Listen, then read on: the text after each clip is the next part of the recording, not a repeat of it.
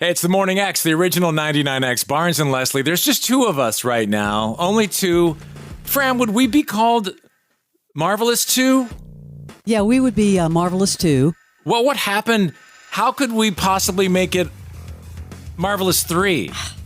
Let me think about that. If you have an idea, maybe give us a call, 470-741-4999, or maybe I could just snap my fingers and look at that. Now we're Marvelous 3. Woo! Butch Walker. Hey, what's up? What is going on, my friend? A lot, apparently. So, yeah, it's been a very cool start to 2023, I suppose. So we've got some. I have to say, this is so strange, Butch, that we're talking to Butch Walker on 99X again. What happened? This is crazy. We fell asleep and woke up, and here we are. Nothing's changed. Yeah, what's been happening since then? And by the way, somebody crawled into bed and put some gray coloring in my hair. I don't know what happened. I'm with you. I woke up and had some gray. I'm with you. So, This is a video segment. If you'd like to see Butch on all of our socials, you can chime right in there. And then you're gonna the question you're going to have is not about Butch or about me. It's about what dungeon is Leslie Fram in. I'm sorry. It is. I don't have professional lighting. Butch is a producer, artist. Barnes, you're in a world of your own. I just have windows open. That's all. I'm in a dungeon. I'm back at Masquerade. Sorry. Well, that's it. Fram is at the Masquerade. Well, Butch has a very special announcement we will get to. Well, we want to catch up first. Yes. And this is something you'll want to pay attention to some details. So I want to give you that time to prepare yourself for what Butch. Butch, you're just all over the map. You have so much going on. I'd better busy than bored, I guess. Yeah. I think I've said that a bunch, but it's true. I'd rather just keep busy doing stuff and making music whenever I'm not playing music. If you listen really closely right now, listen. Is that a lawnmower at your house, It's Butch? lawnmowers, man. They decided today of all days to cut. There's like an onslaught of like 5 lawnmowers out there now. Cutting the farm. I do want to ask Butch about this because he does so many cool projects. You have this concept record that you put out called Glenn. Yeah. I wanted to ask you, where did that idea come from? Because it was a great record, by the way, and I think your fans really dug it. But how did that concept come up to do Glenn? Well, guitar is my main instrument, so I've always kind of defaulted to that when I write songs, and I write differently on guitar than I would on, say, a piano. And there was this special piano that came back into my life recently, which was whenever I first made any real money off of making music, which would have ironically been probably a royalty check for Freak of the Week from my old band, The Marvelous 3. And I bought my mama a baby grand Yamaha piano. And it lived in my house for a while, but then when I moved to Los Angeles for 16 years, I gave it to my mom. And she put it in the house, and she loved it. I grew up listening to my mom play piano. She played in the church, that I grew up going to in Cartersville. And so when I got settled back into Tennessee, which is where we are now, and I got a studio set up, built here where I'm at right now. My mom, after my dad passed in 2013, she wanted to downsize the house and, get out of there, which was totally understandable. So she didn't really have any room for the piano anymore. And so she said, hey, well, I'm going to give it back to you, but it's still mine. And I said, yeah, of course it is. So she let me bring it up here and put it in the studio, which is what I used to cut a lot of records on. And so getting reunited with that piano, I remember I wrote a lot of stuff off of there was a record I wrote called Letters on that piano, which I wrote a lot of the songs on, which was definitely a fan favorite record for sure. And I just, that was kind of that record at the time. I was really kind of, revisiting a lot of my roots of, everything from Jackson Browne to Elton John to Todd Rundgren to Billy Joel and people like that I grew up loving, that were these piano balladeers. And so when I got this piano back up here, the first thing I did is I sat down, and it just immediately, I don't know how spiritual I am, but I definitely know there's cosmic connection and kinetic energy with certain instruments. And I sat down on that piano and I just started writing songs immediately. And that doesn't always happen when you play on an instrument. Sometimes the instrument has to pick you, I suppose. And it was just like, it was like I'd never left it. And all of a sudden, all these songs started coming out of me. And it was like, oh, this is going to be a piano, balladeer record for sure. And so I made this concept of making this character that's like a 70s, 80s, whatever, kind of a struggling artist who's stuck playing clubs, which I can relate to very well in my early years of like playing to just the bartenders and to people having fist fights in the background, and you're just background music. And so the whole record is sort of like this, it's seen in a bar with this guy who is obviously kind of lonely and has a lot of sad things to say, and so that's where Glenn came from. Also, my middle name and my great uncle. Great Glenn. record. Thank you for sharing that. Butch Walker, farmer / rock star. Yeah, I have other people cutting my field right now. You mentioned something that I think those of us who aren't rock stars don't even understand. When you hit that breaking point of getting that check for Freak of the Week is what you think it was. Do you remember the moment getting your first check like that? That was a celebration. What was that like? I do. I remember, and I probably called Leslie from Bearsville Studios in New York, which is where they made like Jeff Buckley's Grace and all these other records. The Dylan and the band, the band started the studio up there, legendary place, which I modeled my barn after. Oh, really? Because, well, I made so many amazing moments in that barn studio up there, including finishing the album Hey Album for Marvelous 3, which had Freak of the Week on it. Because you guys started playing the song and it blew up at radio, and we didn't even have a record finished. Wow. And it needed to be like properly recorded, and I had done all of it in a bedroom in Atlanta. And so basically I got my first publishing deal off of the success of that song at radio. So I remember John Tita, Warner Brothers Music at the time, and they drove in the snow from New York City up to Bearsville to have me sign my first publishing deal. And it was, at the time, a lot of money, and more money than I'd ever seen. Your first actual check, do you remember getting that? Sure. Yeah. Well, it's not like the Cinderella story of go to the mailbox and it's there. Oh, I was hoping. I wish, but there's lawyers and back and forth, Yeah. and then the money gets finally transferred into an account somewhere. So you never have that like Publishers Clearinghouse moment where you're standing there with a giant check. But the moment I did have was definitely sitting in the kitchen at Bearsville Studios at like 1 a.m, signing my publishing deal for that check, and literally tears, like I was crying for sure, because definitely I'd been poor my whole life and never had any money from making music, and I worked my ass off. I will say I worked really hard, playing 200 shows a year for a decade straight, and that's why I was asking, just the fact that you busted your ass so long. And then you had that moment, and then you look at at that time, not your phone, probably your computer, at your balance, and you just go, Oh, wow. And then you bought what? What was that first purchase? Well, besides the piano, I bought a car. A car. That is so cool. I bought like I think I bought like a 1972 Buick Grand Sport convertible. It was metallic green, like candy apple green with like white, with a white vinyl top and white leather seats, and got stolen out of my driveway 6 months later. But I made memories.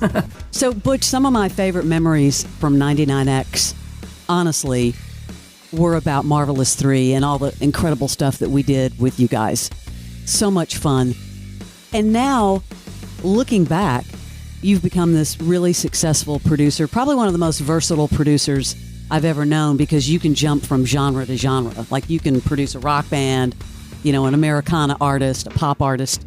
But a lot of the bands that we played at 99X, you've been producing, like Weezer and Green Day and the Wallflowers. And then obviously you've produced Americana, singer-songwriter, pop artist. What makes you decide to work with an artist? Well, I really just, I feel like I'm lucky and happy that people just want me to work on their records, because in this day and age you can get any kid with a funny misspelled nickname and call yourself a producer and go make records for people, and there's a lot of talent out there too. So but dude, everyone you meet wants you. Taylor Swift, Green Day, all the bands she mentioned.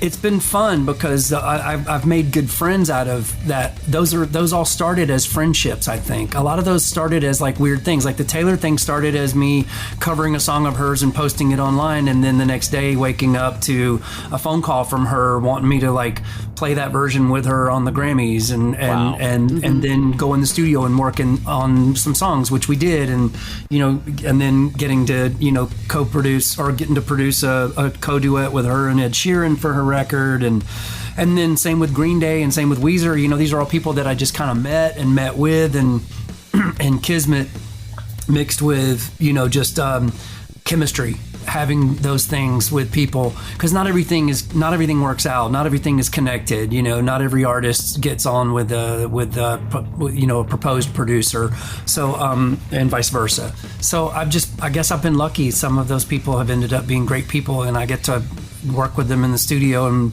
help them make their records, and it's a cool day job. I gotta say, it's a really cool day job. Any cool stories come to mind from those sessions? Like anything wild that has happened that you remember, like thinking about it right now? What comes back? Well, there's a lot of them. I mean, I think one of the funniest, it wasn't funny at the time, but one of the funniest things I ever did, like experienced in the studio, was when I said yes for some strange reason. I said yes to working with Lindsay Lohan on a couple of songs, and this was in the height of the Lohan. This was at peak Lohan, and what happened? I get flown to New York City to work in the studio because that's where she is that week, and I bring my engineer up, I set up everything, we get everything ready to go, and the first day, she doesn't even show up, doesn't bother to show up. And this is not like, I'm not used to that. I'm just used to like people like being professional and knowing what they're doing, and I feel bad. I'm not here to like talk shit or talk mess about her, but like I know that at the time she was really young and really, battling maturity and probably other things too. But, she comes in, she doesn't come in that whole day. And at late that night, I finally get a phone call from her, and she's like, "Hey," and I was like, "Yeah, where were you?" And she's like, "Oh, I went shopping." And I was like, "Oh, okay, that's very, very unapologetic of you." And I kind of had to be like, I'm not just this person that's getting paid by the hour that comes here and just sits, and I'm getting paid whether I do this or not. I'm only getting paid if I do the job, and you've got to show up to do the job. So the next day she shows up with about six kids in tow of other friends and stuff like that. She had her like BFF and her assistant and her little sister and all these people that like, I think probably are the people that surround her with too much yes, too much yes, you're amazing. And so she comes in finally, and I play it back, the track, what we're gonna work on, and her BFF immediately has opinions. Which is not a musician or anything. So they're in the studio just going, "Yeah, not feeling that. If you could just..." Yeah. Which immediately I'm entourage. Like, I keep getting up to like walk away, like leave, and the girl that I'm working with on it, who co-wrote the songs, is like pulling me back to the chair and like begging me to stay. And I'm just like, I have no tolerance for this. Plus at the time, I probably had enough of an ego where I was just like, I don't need this in my life. I don't need this. And so, but like, I signed up for it. So I signed up for the train wreck. So like, I've got to see it through. Did it come out? And, oh yeah, it did. But like, there was that day, she goes out to finally sing on the microphone, and she opens up her mouth and the first line comes out, and she cracked. and it's it's like that, and then instead of just like being like, okay, let's, sorry, I got to warm up, let's do that again, because I don't know if she's ever had any vocal training or anything like that. So instead of that, it was like a 4-alarm fire drill. It was like, my voice, something happened to my voice, something happened to my voice, oh my God. And then the little sister is crying, the assistant is running around panicking with like a BlackBerry, calling doctors, and it was like, I was like, funny. I'm in a Woody Allen movie right now, something. This is like, what is going on? And so I run outside to call my manager and say, change my plane ticket to leave today, because I'm not staying here for this. And while I'm on the phone with him, 2 white coat doctors already like stumble over, really? Like paparazzi waiting outside to catch pictures of her, like trip over them to come in the door. Like it was like 15 minutes tops. It's a different world. I'm still yelling on the phone with my manager, and they come in, and then like, I walk back in, and they're like, they're fine, they're leaving already. And I was like, so what's wrong? Is her voice like ruined? And they're like, no, her voice is fine. We Botoxed a zit though on her forehead. It's like a pit stop. So I was just like, oh man. So that I don't know how I got through the rest of that. I actually didn't get through the rest of it. I went and did as much of it myself, and made the co-writer finish vocals with her. Too bad it wasn't now. You could just use AI and you'd be set. Just get the Lindsay Lohan AI. It's much more cooperative. Yeah, well, nowadays, I mean, you could just get an AI producer and songwriter probably as well, and it would be marginally good. All right, well, let's get to the news. It's this is time. Unbelievable. We've got a couple minutes left here, so we want to drop it. What is happening? Whew. Way back before AI and before cell phones existed and social media, there was a band called the Marvelous Three that we had, and this was around '98, I think. And or you would know if you listened to 99X coming up, because they played the hell out of Freak of the Week, which changed our lives from that day forward. And we are getting the band back together. Man, everyone's doing it. It's time for Marvelous 3. Everybody's doing it. But like, there's a reason why. We've never really thought it was like a thing we wanted to ever do. We've always enjoyed each other. We're best friends. We literally have stayed best friends even after breaking up back in like 2000 or whatever it was. We love each other. Me and Jason Slug, we are like as thick as thieves. But we never thought there was an opportune time until we realized this is the 25th anniversary of the release of the Hey album, which has that beloved song Freak of the Week on it. And so it's coming out this fall. The record will be coming out. Actually, we're going to, I think, announce a show as well in Atlanta. We're going to do a big show. I have that information, and it's going to be Friday, October 27th at the Tabernacle, presented by 99X. By the way, I remember shows at the Tabernacle with the Marvelous Three. Legendary. And Butch, I was reminded of what an incredible performer you are when I saw you at Pilgrimage. You have fans, loyal fans, and just to watch your fans alone is another show. Thank you. We that part of me never left. That we always cared about giving people in the Marvelous Three. We cared about giving people the best show they could ever get for their money, and also growing up, those kind of shows changed our lives and made us want to do this. And so the amount of people I've met along the way that started bands from coming to our shows and still play to this day just warms my heart and humbles me, because I can't believe that even is a thing.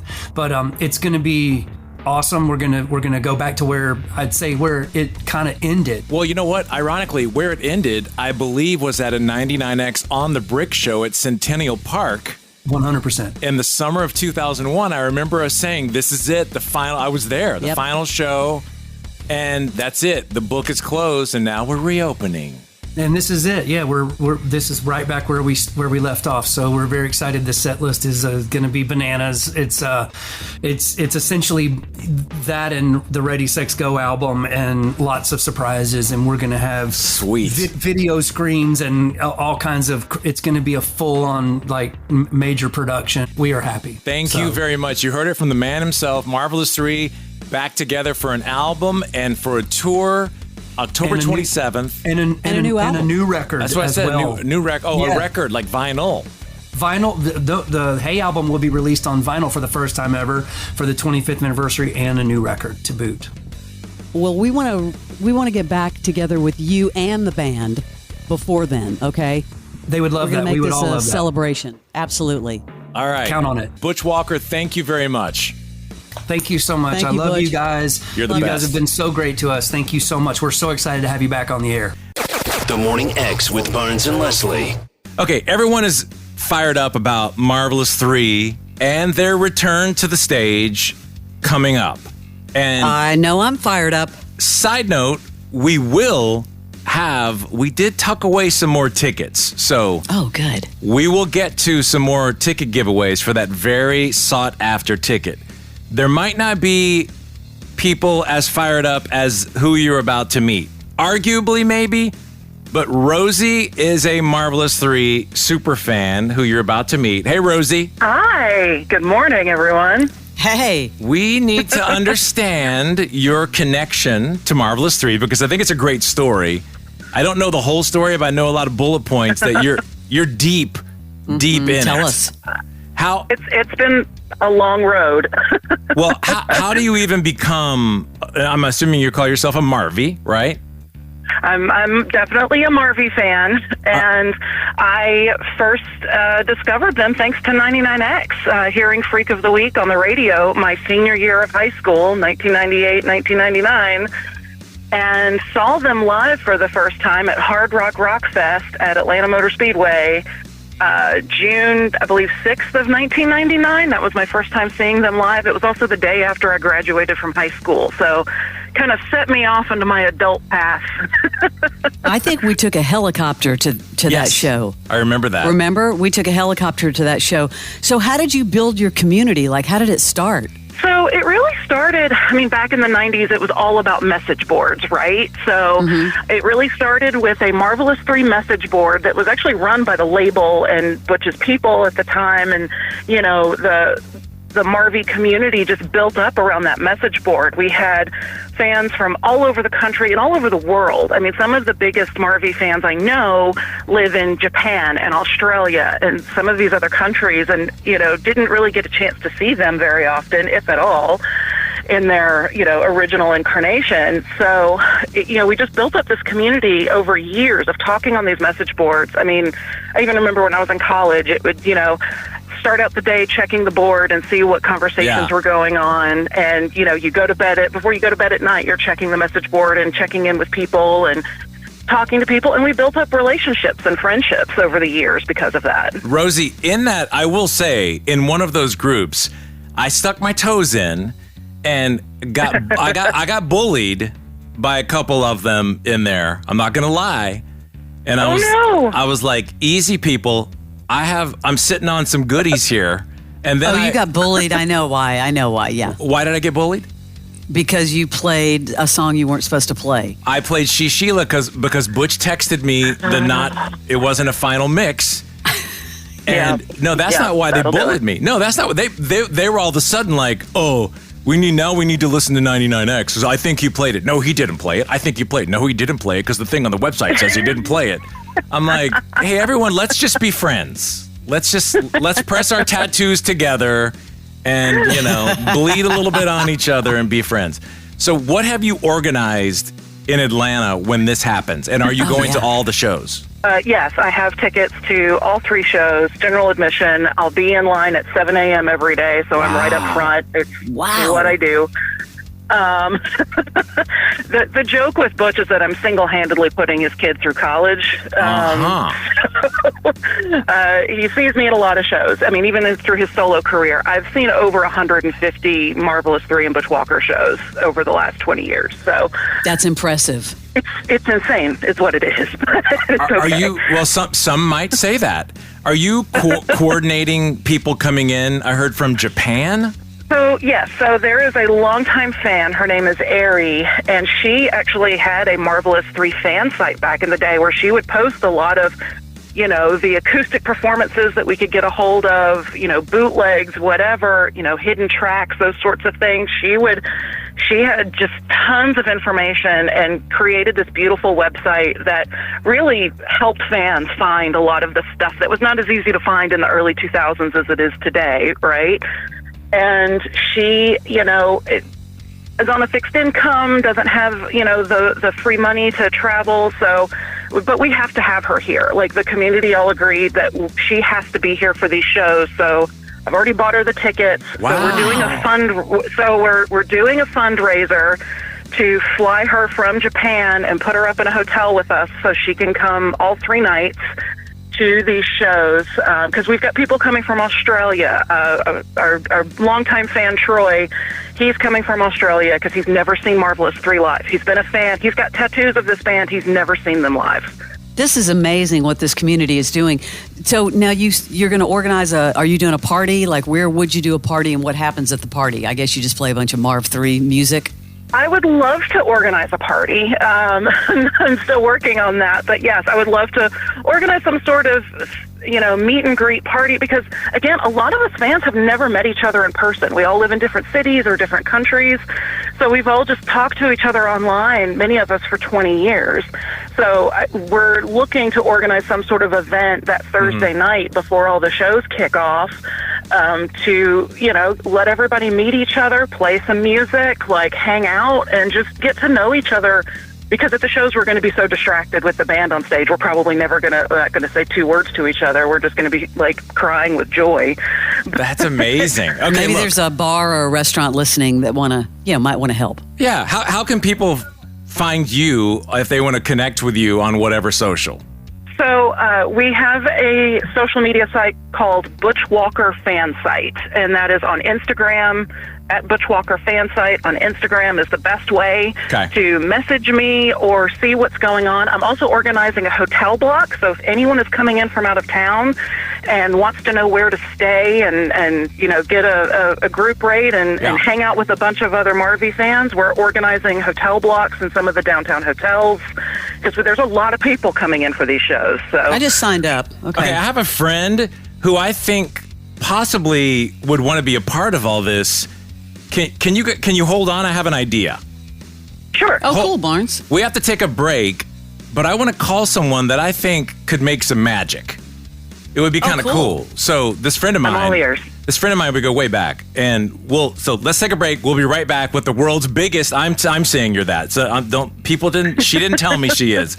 Rosie, the world's biggest Marvelous 3 fan, but. Now, I'm going to warn you, these phone systems they put in at 99X, I do not do them very well, so let's see what happens. Let's see what happens. Leslie, if you fan could, for over 20 years. Yeah, cool. If you could stall while I try this. Yeah, Leslie. Rosie, this is great. I just signed up on your...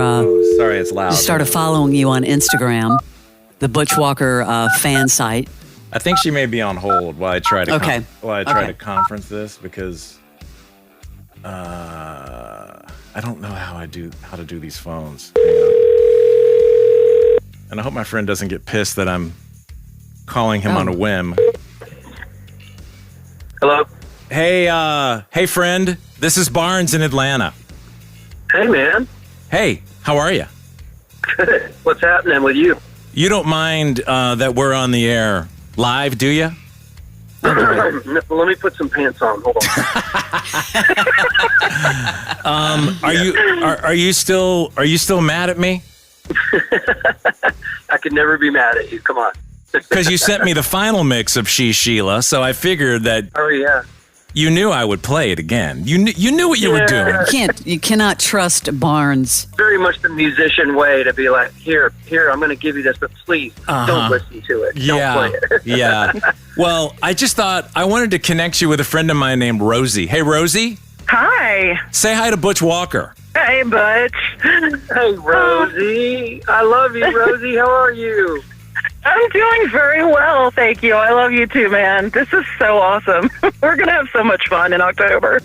Oh, my God. I can't wait.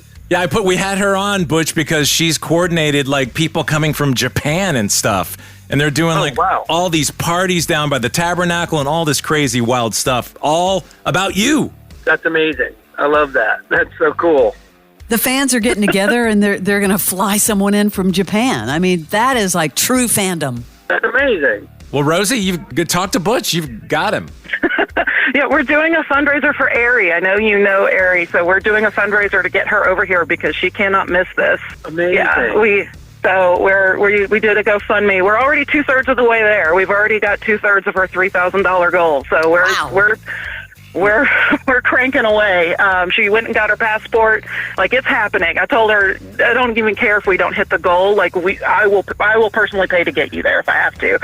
But we're most of the way there. So she's coming. She will definitely be there. How cool is that?